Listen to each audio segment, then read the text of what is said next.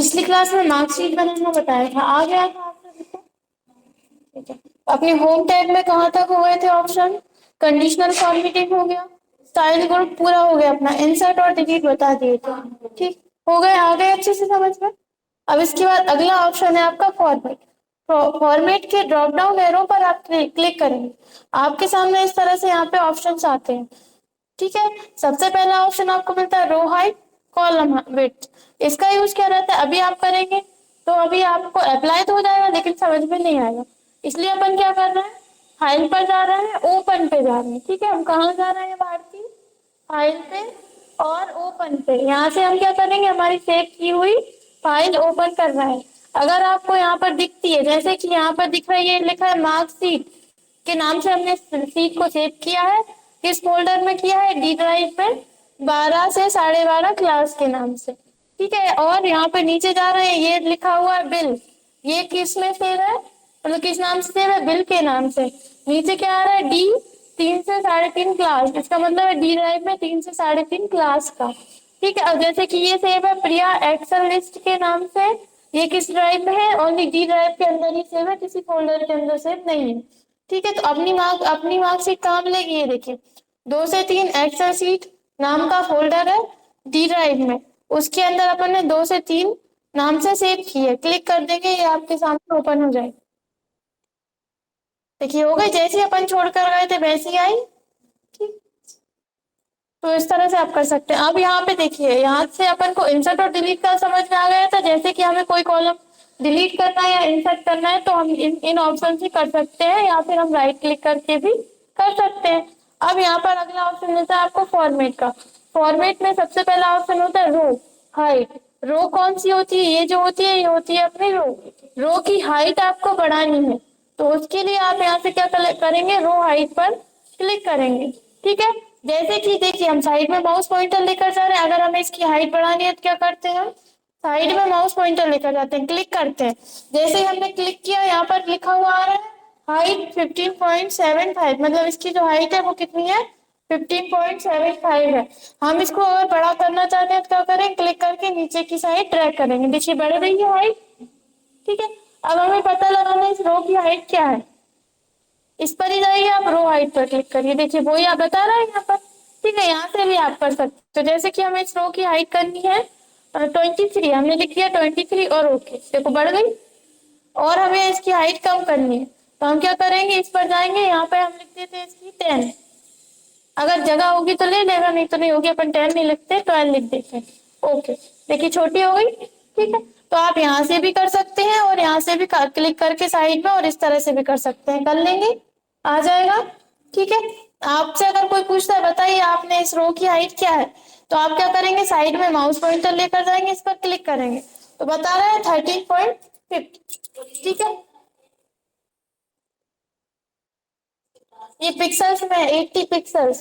ठीक है, और अगर फिर भी यहाँ से समझ में नहीं आ रहा तो क्या करो, उस रो को आप सिलेक्ट करो, फॉर्मेट पर जाओ, यहाँ से रो हाइट पर क्लिक करो, बता देना आप 13.5 है इसकी हाइट। ठीक है, 13 के समथिंग आए समझ में। ठीक है, इसके बाद आपको यहाँ पर ऑप्शन मिलता है अगला, ऑटो फिट रो हाइट। जैसे कि हमने इसकी हाइट जो है वो बड़ी कर ली, इतनी बड़ी कर ली। ठीक है, जगह इसमें कितनी है, इतनी चाहिए थी अपन को, लेकिन इतनी बड़ी कर दी। तो आप यहाँ से इसको सिलेक्ट करोगे, फॉर्मेट पर जाओगे, यहाँ से कर दोगे ऑटो फिट। ऑटो फिट का मतलब क्या है, ऑटोमेटिक। ऑटोमेटिक जितनी उसको जगह की जरूरत है उसके अकॉर्डिंग वो क्या हो जाएगी, एडजस्ट हो जाएगी। तो हम यहाँ से ऑटो फिट रो हाइट पर क्लिक करेंगे, देखो ऑटोमेटिक एडजस्ट हो गई। ठीक है, या फिर आप क्या कर सकते हो, शॉर्टकट की बता रहे हैं, आप इसमें साइड में माउस पॉइंटर लेकर जाते हो, इसके ऊपर ही आप डबल क्लिक करोगे, तब भी ये ऑटोमेटिक क्या करता है, उसकी हाइट जैसी थी वैसी ही कर देता है। आया समझ में। तो इस तरह से आप कर सकते हो। इसी तरह से अब आता है यहाँ पर ऑटो फिट करोगे तब भी वही करेगा, या फिर आप उसके साइड में डबल क्लिक कर दोगे, ये इस तरह का साइन आना चाहिए, तब भी वो क्या करता है, नॉर्मल कर देता है जितनी जरूरत है। जैसे कि अगर इसकी साइज बड़ी होती, जैसे कि हम इसकी साइज बढ़ा रहे हैं, ठीक है, और इसकी हाइट इतनी है, तो ऑटो फिट कितनी करेगा, जितनी इसमें जगह है, मतलब ये अपन ने टेक्स्ट की साइज बड़ी कर दी, अब अपन यहाँ पर जा रहे हैं डबल क्लिक करना, तो इसमें जितनी जगह है उसके अकॉर्डिंग इसने क्या कर दी, बड़ी कर दी। आया समझ में? अभी अपन नॉर्मल कर देते हैं। अब इसके बाद अगला आता है कॉलम का। कॉलम की विड्थ होती है, रो की हाइट होती है, लंबाई होती है, और कॉलम की क्या होती है, विड्थ होती है। जैसे कि हमें इस कॉलम की चौड़ाई जो है बढ़ानी है, तो उसके लिए हम कॉलम को सिलेक्ट करेंगे। जैसे अपन अभी रो में कर रहे थे, सेम ऑप्शन आपको कॉलम में मिलते हैं। क्लिक करेंगे, साइड में देखिए इसकी हाइट विड्थ बता रहा है 9 है। अभी बढ़ानी है, बढ़ा सकते हो आप, कम करनी है कम कर सकते हो, जितनी करनी है, ठीक है। और यहाँ से करनी है तो आप उसको सिलेक्ट करो, कॉलम बिट पर जाओ, देखो बता रहा है 14.8। आपको बढ़ानी है, जैसे हम इसकी करनी है 17 करनी है, हमने यहाँ पे 17 लिखा और ओके कर दिया, देखिए बढ़ गई। साइड में माउस पॉइंटर लेकर जाइए और इसके ऊपर क्लिक करिए, बता रहा है 17। ठीक है, आया समझ में? अब आपको ऑटो फिट करनी है, तो आप क्या करोगे, ऑटो फिट मतलब ऑटोमेटिक ही एडजस्ट हो जाए जितनी इसको जरूरत है, डबल क्लिक करोगे ऑटोमेटिक एडजस्ट हो जाएगी।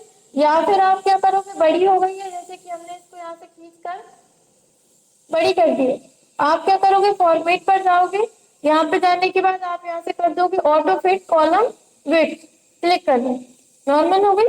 ठीक है, यहाँ से भी कर सकते हो या फिर आप इसके ऊपर जाकर डबल क्लिक से भी कर सकते हो। जैसे कि अपन यहाँ पर आगे चलते हैं थोड़ा सा,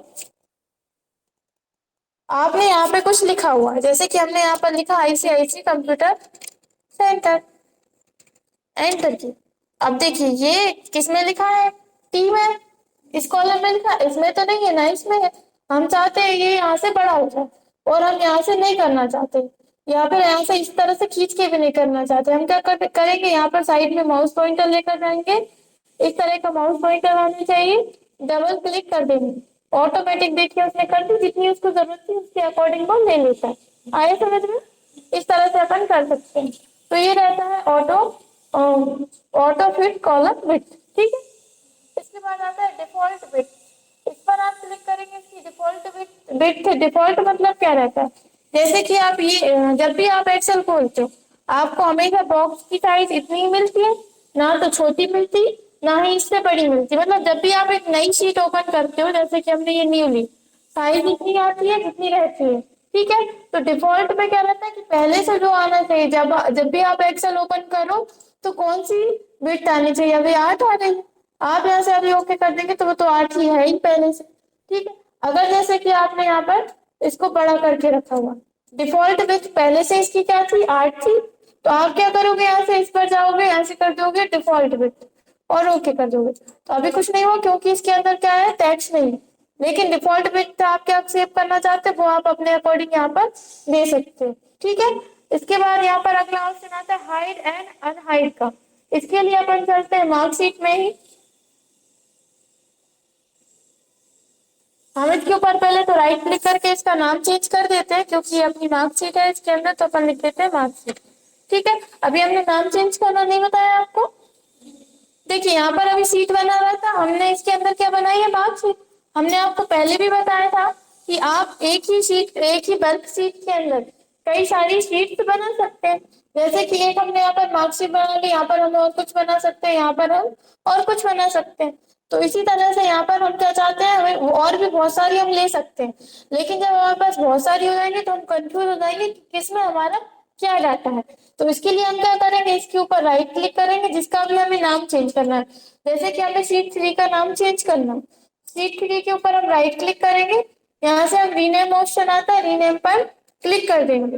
देखिए यहाँ पर ये कर्सर क्लिक करने लगा, आप इसको क्या नाम देना चाहते हैं, मान लीजिए इसमें आपने 10th की मार्कशीट बनाई, इसमें अपन ने 10th की बनाई थी, इसमें अपन ने 9th की बनाई, तो आप यहाँ पर 9 लिखेंगे, TH लगाएंगे और लिख देंगे मार्कशीट, मतलब जिससे आप पहचान सको कि इसके अंदर क्या डाटा है, और एंटर कर देंगे। तो देखिए नाम चेंज हो गया, अब आप पहचान सकते हैं इसमें मार्कशीट है और इसमें 9th की मार्कशीट है।